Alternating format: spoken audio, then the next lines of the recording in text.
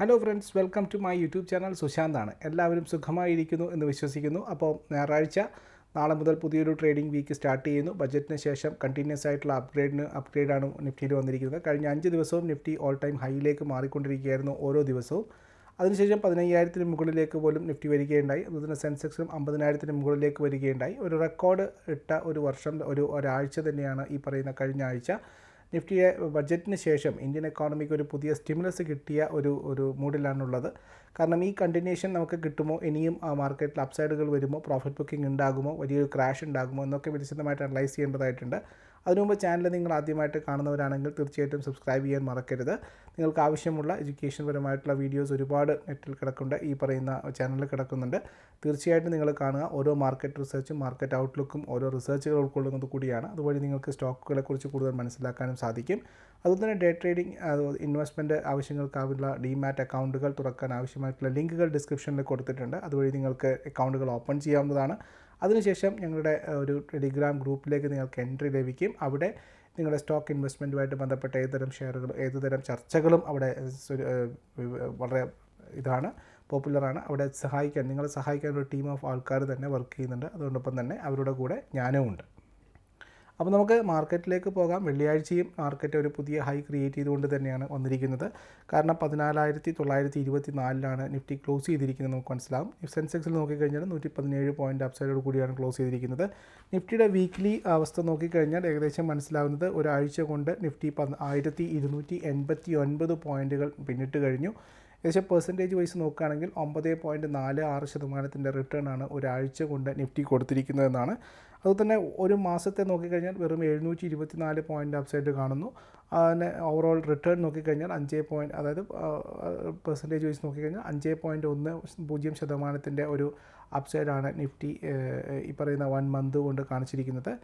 ഇനി നിഫ്റ്റിയുടെ price earnings നോക്കിക്കഴിഞ്ഞാൽ 41.46 കുറച്ചുകൂടി എക്സ്പെൻസീവായി വന്നിരിക്കുന്നു പ്രൈസ് ഏർണിങ്സ് മൾട്ടിപ്പിൾസ് എന്ന് വേണം നമുക്ക് മനസ്സിലാക്കാൻ വേണ്ടിയിട്ട്.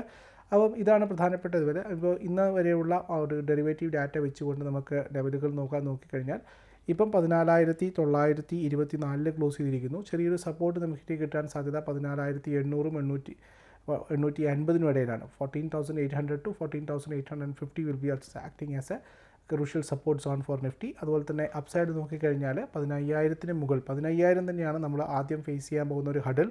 അതിന് മുകളിൽ നിഫ്റ്റി സസ്റ്റെയിൻ ചെയ്യുകയാണെങ്കിൽ 15,075 15,150 ഇടയിലുള്ള ഒരു പോയിൻ്റായിരിക്കും നിഫ്റ്റി കൺസോളിഡേറ്റ് ചെയ്യാൻ സാധ്യത.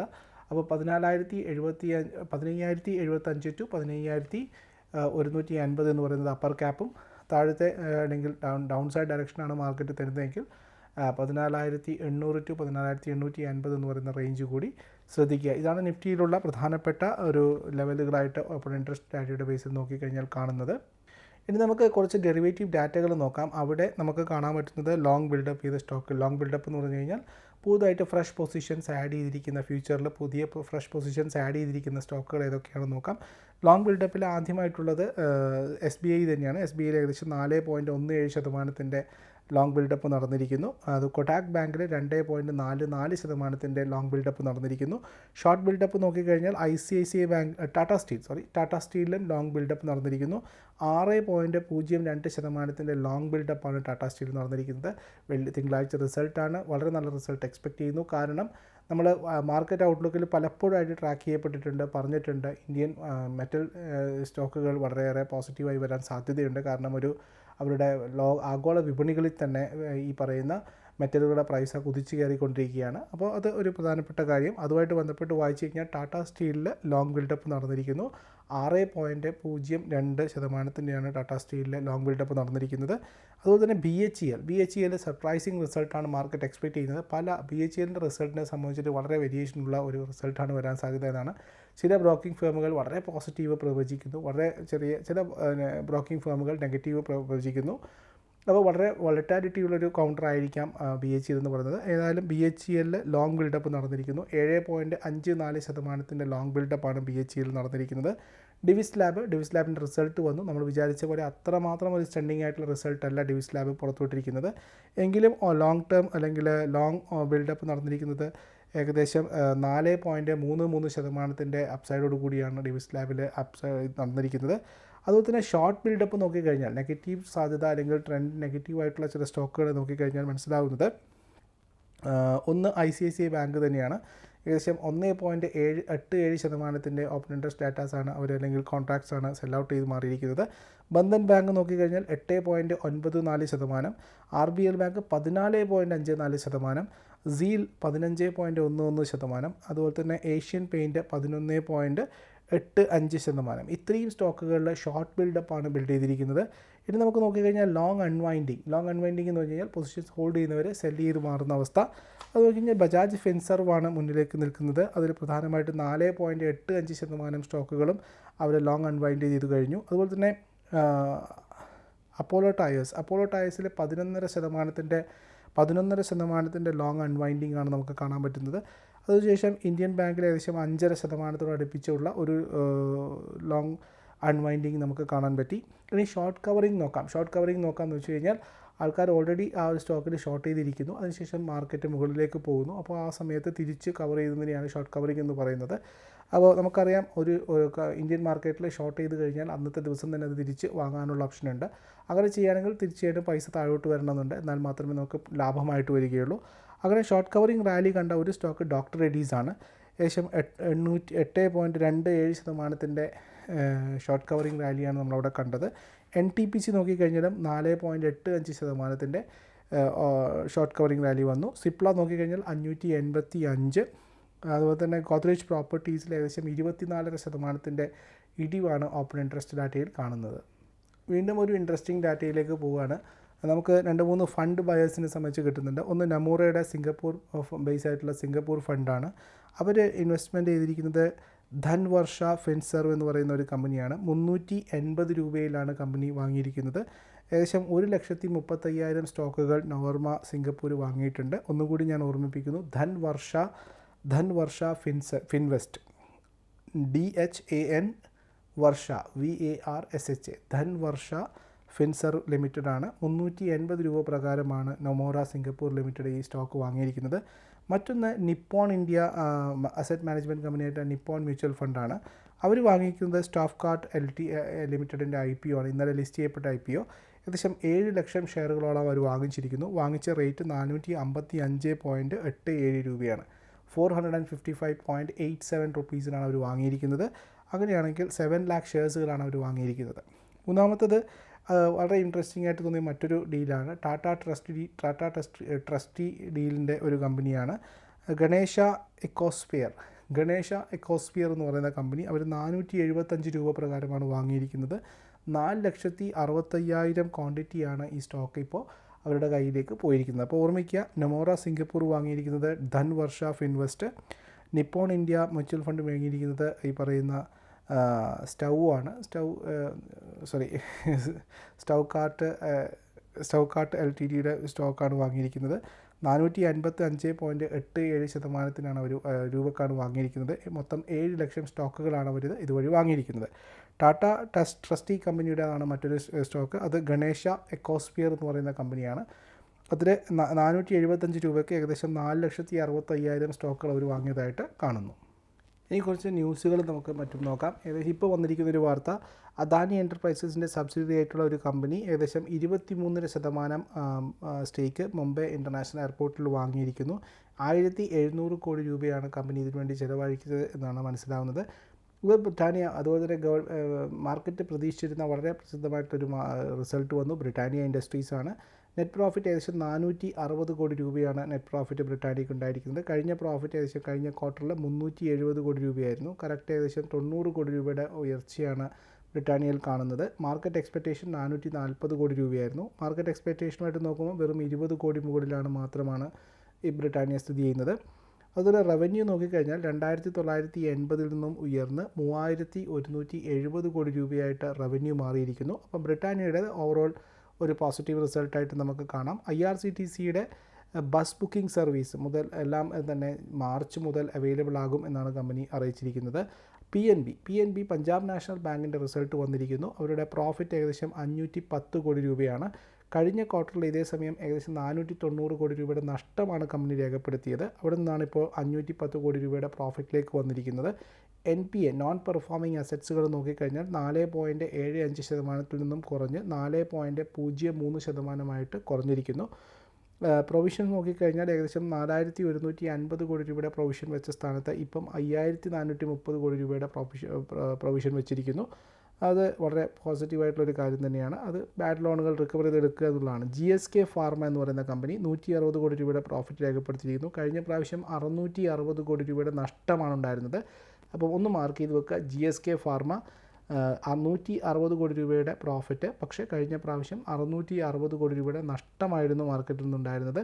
മറ്റു നോക്കിക്കഴിഞ്ഞാൽ റവന്യൂ നോക്കിക്കഴിഞ്ഞാൽ 750 കോടി രൂപയുടെ റവന്യൂ ആണ് ഈ കമ്പനിക്കുള്ളത്. കഴിഞ്ഞ പ്രാവശ്യം വെറും 790 കോടി രൂപയുടെ റവന്യൂ ആയിരുന്നു. അപ്പം 40 കോടി രൂപയുടെ പ്രശ്നം അല്ലെങ്കിൽ കുറവ് വന്നിരിക്കുന്നു റവന്യൂവിൽ എന്നുള്ളതാണ്.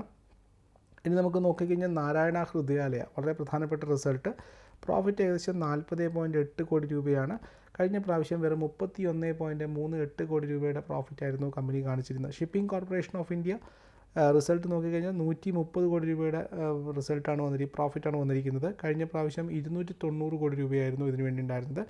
റവന്യൂ നോക്കിക്കഴിഞ്ഞാൽ ഏകദേശം 1220 കോടിയിൽ നിന്നും കുറഞ്ഞ് 840 കോടി രൂപയായിട്ട് റവന്യൂവും കുറഞ്ഞിരിക്കുന്നതാണ് നമുക്ക് മനസ്സിലാക്കാൻ പറ്റുന്നത്. അത് വളരെ പ്രധാനപ്പെട്ട ഒരു ന്യൂസാണ്. ഗുജറാത്ത് ഗ്യാസിൻ്റെ റിസൾട്ടിനെ പറ്റി ഒരു സബ്സ്ക്രൈബർ നമ്മളോട് ചോദിച്ചിട്ടുണ്ടായിരുന്നു. ഗുജറാത്ത് ഗ്യാസിൻ്റെ റിസൾട്ട് ഏകദേശം നെറ്റ് പ്രോഫിറ്റാണ് 390 കോടി രൂപയുടെ പ്രോഫിറ്റാണ് വന്നിരിക്കുന്നത്. കഴിഞ്ഞ പ്രാവശ്യം വെറും 190 കോടി രൂപയുടെ പ്രോഫിറ്റാണ് കമ്പനി ഉണ്ടാക്കിയിരുന്നത്. മാർക്കറ്റ് എക്സ്പെക്റ്റേഷൻ നോക്കിക്കഴിഞ്ഞാൽ 290 കോടി രൂപയായിരുന്നു മാർക്കറ്റ് എക്സ്പെക്റ്റേഷനായിട്ട് കാണുന്നത്. അതുപോലെ തന്നെ മറ്റൊരു പ്രധാനപ്പെട്ട റിസൾട്ട് വന്നിരിക്കുന്നത് ആദിത്യ ബിർളയാണ്. ആദിത്യ ബിർളയുടെ Q3 റിസൾട്ട് പ്രകാരം 290 കോടി രൂപയുടെ പ്രോഫിറ്റാണ് കമ്പനി ഉണ്ടാക്കിയിരുന്നത്. കഴിഞ്ഞ പ്രാവശ്യം വെറും 250 കോടി രൂപയുടെ പ്രോഫിറ്റാണ് ആദിത്യ ബിർള ക്യാപിറ്റൽ ഉണ്ടാക്കിയിരിക്കുന്നത്. റവന്യൂ നോക്കിക്കഴിഞ്ഞാൽ 4290 കോടിയിൽ നിന്നും ഉയർന്ന് 5030 കോടി രൂപയായിട്ട് വർദ്ധിക്കുന്നു എന്നുള്ളതാണ് നമുക്ക് പറയാനുള്ളത്. SKF ഇന്ത്യ വളരെ പ്രധാനപ്പെട്ട ഒരു news result. SKF India result പ്രോഫിറ്റാണ് 130 കോടി രൂപ പ്രോഫിറ്റാണ് Q3 വന്നിരിക്കുന്നത്. കഴിഞ്ഞ പ്രാവശ്യം 51 കോടി രൂപയുടെ പ്രോഫിറ്റ് ഉണ്ടായ സ്ഥാനത്ത് ഇപ്പം 130 കോടി രൂപയായിരുന്നു. ഏകദേശം ഡബിളിന് മുകളിലേക്ക് വന്നിരിക്കുന്നു പ്രോഫിറ്റ് എന്നാണ് SKF ഇന്ത്യ അനലൈസ് ചെയ്യുമ്പോൾ മനസ്സിലാവുന്നത്. അതുപോലെ തന്നെ കഴിഞ്ഞ പ്രാവശ്യത്തെ റവന്യൂ നോക്കിക്കഴിഞ്ഞാൽ 710 കോടി രൂപയായിരുന്നു. അതിൽ നിന്നും ഇപ്രാവശ്യത്തെ റവന്യൂ എന്ന് പറഞ്ഞാൽ 820 കോടി രൂപയാണ്. 110 കോടി രൂപയുടെ അധികം റവന്യൂ കമ്പനിയിലേക്ക് വന്നിരിക്കുന്നു എന്ന് വേണം കരുതാൻ. ഇതൊക്കെയാണ് പ്രധാനപ്പെട്ട വാർത്തകൾ. ഒരുപാട് റിസൾട്ടുകളുണ്ട്. അത് നോക്കിക്കഴിഞ്ഞാൽ ഒരുപാട് സമയത്തേക്ക് നിങ്ങളെ പിടിച്ചിരുത്തും. മാർക്കറ്റ് ഔട്ട്ലുക്ക് എന്താണെന്ന് വെച്ച് കഴിഞ്ഞാൽ ഞാൻ പറഞ്ഞ ലെവലുകൾ നിഫ്റ്റിയിൽ ഓർമ്മിക്കുമെന്ന് വിചാരിക്കുന്നു. അത് നോക്കുക. M&Mൻ്റെ റിസൾട്ട് വന്നു, നല്ല റിസൾട്ടാണ്. നാളെ അതിൻ്റെ കണ്ടിന്യൂഷൻ റാലി തുടർച്ചയാണെങ്കിൽ തീർച്ചയായിട്ടും ഈ പറയുന്ന സ്റ്റോക്കുകളിൽ കണ്ടിന്യൂഷൻ റാലി വരാനുള്ള സാധ്യത കൂടുതലാണ്. PSU ബാങ്കുകൾ എന്തുകൊണ്ട് ലൈം ലൈറ്റിലേക്ക് വരുന്നു എന്നുള്ളത് ഒരു വീഡിയോ ഞാൻ ചെയ്തിട്ടായിരുന്നു. ആ കാണാത്തവർ തീർച്ചയായിട്ടും അത് കാണുക. PSU ബാങ്കുകൾ ഇന്നലെയും കണ്ടിന്യൂസ് ആയിട്ട് ഒരു അപ്സൈഡിലേക്ക് വന്നു. SBIയുടെ റിസൾട്ട് അനൗൺസ്മെൻറ്റിന് ശേഷം തുടർച്ചയായിട്ട് രണ്ടാമത്തെ ദിവസമാണ് SBIയും ബാങ്ക് നിഫ്റ്റിയും പതുക്കെ ഒരു മുകളിലേക്ക് വന്നുകൊണ്ടിരിക്കുന്നത്. PSU ബാങ്കിൻ്റെ നോക്കിക്കഴിഞ്ഞാൽ ഏകദേശം ഫാർമസ്യൂട്ടിക്കൽ സെക്ടറിൽ നോക്കിക്കഴിഞ്ഞാൽ ഡിവിസ് ലാബ് ഉണ്ട്. Metals also shining well. നമുക്കപ്പം ഞാൻ പറഞ്ഞ പോലെ ഗ്ലോബൽ മാർക്കറ്റിൽ മെറ്റലിൻ്റെ പ്രൈസ് പതുക്കെ കയറിക്കൊണ്ടിരിക്കുന്നു. അതിൻ്റെ ഒരു ബെനിഫിഷ്യറി ഇന്ത്യയും, ബെനിഫിഷ്യറി ഇൻ ദി സെൻസ് അതിൻ്റെ ഒരു ആഫ്റ്റർ എഫക്റ്റ് നമ്മൾ കൂടി അനുഭവിക്കേണ്ടി വരും എന്നുള്ളതാണ് പ്രധാനപ്പെട്ട കാര്യം. അതുപോലെ തന്നെ ഡോക്ടർ റെഡ്ഡീസ് എന്ന് പറയുന്ന സ്റ്റോക്കിനെ റീട്രീറ്റ് ചെയ്യാൻ സമയമായിരിക്കുന്നു. 4801 വന്നിരിക്കുന്നത്. എനിക്ക് 4950 പോകാനുള്ള സാധ്യതകൾ ഡോക്ടർ റെഡ്ഡീസിൽ സ്വിംഗ് ബേസിൽ കാണാനുണ്ട്. സ്റ്റോപ്പ് ലോസ് നോക്കിക്കഴിഞ്ഞാൽ 4750 കോടി രൂപയുടെ പ്രോഫിറ്റ് പറയുന്ന 4750 കോടി രൂപയുടെ ഒരു സ്റ്റോപ്പ് ലോസ് ആണ്, അല്ലെങ്കിൽ അതിന് താഴെയാണ് സ്റ്റോപ്പ് ലോസ് ആയിട്ട് നമ്മൾ ഡോക്ടർ റെഡ്ഡീസിൽ കാണാൻ സാധ്യത. അതുപോലെ മറ്റ് അഗ്രികൾച്ചറൽ റിലേറ്റഡ് സ്റ്റോക്കുകൾ നമ്മൾ നോക്കേണ്ട സമയമായിരിക്കുന്നു. അതിൽ വരുന്ന പ്രധാനപ്പെട്ട സ്റ്റോക്കുകൾ റാലീസ്, GNFC, ബർഗർ പെയിൻറ്റ് പോലുള്ള സ്റ്റോക്കുകളാണ്. അതിൽ ഞാൻ സെലക്ട് ചെയ്ത ബയർ കോർപ്പറേഷൻ, ബയർ കോർപ്പറേഷൻ അതിൽ 5400 മുകളിലാണ് ട്രേഡ് ചെയ്തിരിക്കുന്നത്. അതിൽ ഏകദേശം 5650 to 5700 വരെ പോകാനുള്ള സാധ്യതകൾ കാണുന്നു. 5300 താഴെയുള്ള ഒരു ലെവലുകളിലാണ് നമുക്ക് സ്റ്റോക്കിൽ വീക്ക്നെസ് ഫീൽ ചെയ്യാനുള്ള സാധ്യത കൂടുതൽ. അപ്പം ഇതൊക്കെയാണ് പ്രധാനപ്പെട്ട വാർത്ത. അതുപോലെ തന്നെ മറ്റൊരു സ്വിംഗ് ബേസ് എന്ന നിലയിൽ നമുക്ക് നാറ്റ്കോ ഫാർമയെ നോക്കാം. അട്രാക്റ്റീവ് ലെവലിൽ നിൽക്കുന്നു. നാറ്റ്കോ ഫാർമയെ നോക്കിക്കഴിഞ്ഞാൽ 911 അടുപ്പിച്ചാണ് നാറ്റ്കോ ഫാർമ ഉള്ളത്. എനിക്ക് തോന്നുന്നു 980 to 1000 എന്ന് പറയുന്ന ടാർഗറ്റ് ഉപയോഗിച്ചുകൊണ്ട് നമുക്ക് നാറ്റ്കോ ഫാർമയെ അപ്രോച്ച് ചെയ്യാം. അതുപോലെ തന്നെ സ്ട്രിക്റ്റ് ആയിട്ടുള്ള സ്റ്റോപ്പ് ലോസ് എന്ന് പറയുന്നത് 843 തന്നെയാണ് നമുക്ക് കൃത്യമായിട്ടുള്ള റിസൾട്ടുകൾ കാണിക്കുന്നത്. അപ്പോൾ ഇതാണ് പ്രധാനപ്പെട്ട വാർത്തകളെന്ന് പറയുന്നത്. ഒരുപാട് റിസൾട്ടുകളും മറ്റും ഇനി ഈ ആഴ്ച വീണ്ടും സംഭവ ബഹുലമാവും, വോളറ്റാലിറ്റി കൂടാനുള്ള ചാൻസസ് കൂടുതലാണ്. നിഫ്റ്റി 15,000 വന്നു. 995 നിഫ്റ്റി സ്ഥാപിതമായിട്ടുള്ളത്. 1000 എൻ്റെ ബേസ് പോയിൻറ്റ്. ആ 1000 ഇപ്പോൾ പറയുന്ന 15,000 എത്തിയിരിക്കുന്നത്. ഏകദേശം 1000 നിന്ന് 2,500 എത്താൻ നിഫ്റ്റിക്ക് 3,602 ട്രേഡിംഗ് ദിവസങ്ങൾ എടുത്തു എന്നുള്ളതാണ് കണക്ക്. അതിനുശേഷം 2,500 മുതൽ 5,000 വരെ എത്താൻ വേണ്ടിയിട്ട് നിഫ്റ്റി ഏകദേശം 744 ദിവസം മാത്രമാണ് എടുത്തത്. 5,000 to 7,500 എത്താൻ വേണ്ടി 2,423 ട്രേഡിംഗ് ദിവസങ്ങൾ വേണ്ടി വന്നു എന്നുള്ളതാണ് 5,000 നിന്നും 7,500 എത്താൻ. അതുപോലെ തന്നെ ടാറ്റ മോട്ടോഴ്സ് പോലുള്ള സ്റ്റോക്കുകൾ അവരൊക്കെ വളരെ നല്ല രീതിയിൽ നിഫ്റ്റിയിലേക്ക് കോൺട്രിബ്യൂട്ട് ചെയ്യപ്പെട്ടിട്ടുണ്ടെന്നുള്ളതാണ്. 400% ടാറ്റ മോട്ടോഴ്സ് ക്ലോസ് ചെയ്തിരിക്കുന്നത്, അല്ലെങ്കിൽ ടാറ്റ മോട്ടോഴ്സ് കോൺട്രിബ്യൂട്ട് ചെയ്തിരിക്കുന്നത്. അതുപോലെ തന്നെ ഇൻഡസിൻഡ് ബാങ്ക് 200 കോടി രൂപ കോൺട്രിബ്യൂട്ട് ചെയ്തിരിക്കുന്നു. M&M, റിലയൻസ്, JSW സ്റ്റീൽ ഇങ്ങനെയുള്ള കമ്പനികളൊക്കെ നല്ല രീതിയിൽ പ്രോഫിറ്റ് കോൺട്രിബ്യൂഷൻ നടത്തിയിട്ടുണ്ടെന്നുള്ളതാണ്, അല്ലെങ്കിൽ നിഫ്റ്റിയിലേക്കുള്ള കോൺട്രിബ്യൂഷൻ നടത്തിയിട്ടുണ്ടെന്നാണ് കാണുന്നത്. അപ്പം ഇൻ ഷോർട്ട് നമുക്ക് പറയാനുള്ളത്, നിഫ്റ്റി വീണ്ടും കണ്ടിന്യൂഷൻ പാറ്റേൺ നോക്കിക്കഴിഞ്ഞാൽ മുകളിലേക്ക് 15,075 ടു 15,150 എന്ന് പറഞ്ഞ ലെവലിൽ, താഴോട്ട് നോക്കിക്കഴിഞ്ഞാൽ 14,800 ടു 14,850 എന്ന ലെവലിൽ കൃത്യമായിട്ടുള്ള സപ്പോർട്ട് നിഫ്റ്റിക്ക് കിട്ടാനുള്ള സാധ്യതയുണ്ട്. ഇത് നോക്കിയിട്ട് മാത്രം ട്രേഡ് ചെയ്യുക.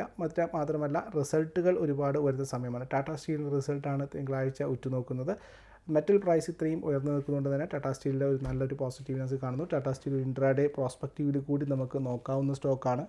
എനിക്ക് തോന്നുന്നു 680 എന്ന നിലവാരത്തിലാണ് ഇപ്പം ട്രേഡ് ചെയ്തിരിക്കുന്നത്. ഏകദേശം നല്ലൊരു എമൗണ്ട് ഓഫ് ഏകദേശം 730 രൂപ പോകാനുള്ള 700 രൂപയ്ക്ക് മുകളിലേക്ക് പോകാനുള്ള ഒരു ചാൻസ് കൂടി ടാറ്റ സ്റ്റീലിൽ കാണുന്നു എന്നുള്ളതാണ് നമുക്ക് കാണാനുള്ളത്. ഇതൊരു പ്രത്യേക ഒരു റിസൾട്ട് ഓറിയൻറ്റഡ് ബൈ ആയിട്ട് നമുക്ക് നോക്കാം. ഇതാണ് പ്രധാനപ്പെട്ട റിസൾട്ടുകളും മറ്റു അനലൈസുകളും ചെയ്യാനുള്ളത്. PSU ബാങ്കുകൾ, BHEL എന്ന് പറയുന്ന സ്റ്റോക്ക് ഞാൻ ഓപ്പൺ ഇൻട്രസ്റ്റ് ഡാറ്റ പറഞ്ഞപ്പോൾ തന്നെ ജനുവരിയിലും ഫെബ്രുവരിയിലും വളരെ നല്ല രീതിയിൽ ഓപ്പൺ ഇൻട്രസ്റ്റ് ബിൽഡപ്പ് ചെയ്തിരിക്കുന്നു. എനിക്ക് തോന്നുന്നു ചിലപ്പം റിസൾട്ട് പോസിറ്റീവ് ആണെങ്കിൽ നല്ലൊരു റാലി സ്റ്റോക്കിൽ പ്രതീക്ഷിക്കാം എന്ന് തന്നെയാണ്. ഇതൊക്കെയാണ് പ്രധാനപ്പെട്ട സംഭവ വികാസങ്ങൾ. ഞാൻ അധികം ദീർഘിപ്പിക്കുന്നില്ല. ഇതൊക്കെ നോക്കുക, ട്രേഡ് ചെയ്യുക. നല്ലൊരു ട്രേഡിംഗ് ദിവസമായിക്കോട്ടെ എല്ലാവർക്കും. നന്ദി, നമസ്കാരം. Thank you.